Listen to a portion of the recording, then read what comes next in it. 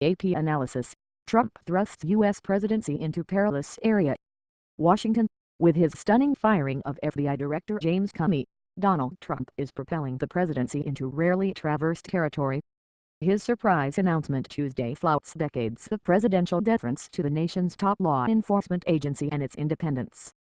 It earns Trump the dubious distinction of being the first president since Richard Nixon to fire the official overseeing an investigation involving the commander-in-chief. And it cements a clear pattern of a man willing to challenge, in dramatic fashion, the institutions created to hold the president accountable. "That's why this is unprecedented," said Michael Beschloss, the presidential historian. "He's showed signs of not having a great deal of respect for the system by which this investigation has been operating."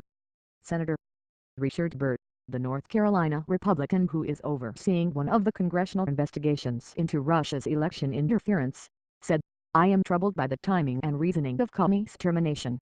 Senator Jeff Flake, our Arizona, said he'd spent hours trying to find an acceptable rationale for Trump's decision. "I just can't do it," he said. Trump attained his White House goal after a decades-long career in business during which he was accountable to few people other than himself.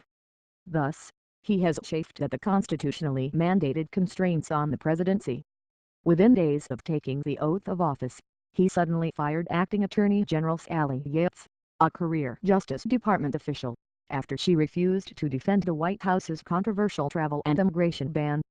When the federal courts blocked that measure as well, Trump aggressively castigated individual judges as political actors and challenged the court's role in curbing the president's policies. No matter which president originally appoints them, Comey was tapped by Barack Obama in 2013. Almost all FBI directors are allowed to serve out their full 10-year terms under successor commanders-in-chief. Bill Clinton is the only other president to fire an FBI chief, amid questions about the director's use of FBI aircraft for personal purposes. The Trump White House cited Comey's handling of last year's investigation into Hillary Clinton's email practices as the cause for the firing, and, to be sure, Comey left himself vulnerable. He was widely criticized for heavy-handed and high-profile decisions in the case, particularly when he sent a letter to Congress 10 days before the election saying the Bureau was looking at new information related to the inquiry. He said at the time that the new information related to emails found on a laptop belonging to the husband of Clinton aide Biden, the disgraced Congressman Anthony Weiner. At the time, Trump praised Comey for having guts and doing the right thing, statements that complicate his assertion that now, 7 months later, Comey's decisions warranted firing. Trump's announcement came as Comey was again facing criticism, this time for telling congressional lawmakers that aide Biden had forwarded hundreds or thousands of emails to the laptop. On Tuesday, hours before Trump fired Comey, the FBI told lawmakers that the director was wrong, and aide Biden had forwarded only a small number of emails.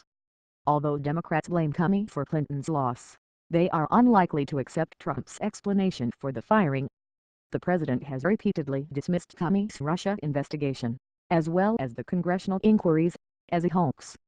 He's also insisted that he is not personally under investigation, asserting Tuesday that Comey told him 3 times that he was not a target, though the FBI has stated unequivocally that the president's campaign and his associates are facing scrutiny. "This is Nixonian," said Senator Bob Casey, Depot. Jimmy Garule, the former Assistant Attorney General who was appointed by President George H.W. Bush, said Trump's decision threatens our democracy and undermines the integrity of the FBI investigation. Garule is now a law professor at the University of Notre Dame. Nixon's decision had a ripple effect throughout his administration, with the Attorney General and Deputy Attorney General resigning rather than carry out the president's orders. There was no such response from Trump's White House aides and other top administration officials. "We haven't had a voice from within the Trump administration denounce this yet," said Douglas Brinkley, the presidential historian at Rice University. "I think at this moment the question is, will leading Republicans step out of the box and become profiles of courage?" In the immediate aftermath of Trump's announcement, many Republicans appeared more inclined to back his decision, citing their own concerns with Comey's stewardship of the FBI following months of controversy. None of the Republicans who did raise concerns were rushing to draw comparisons to Nixon, the only president to resign from office.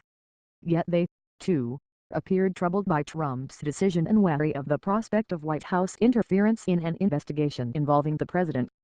Comey's removal at this particular time will raise questions, said Senator Bob Corker, R10.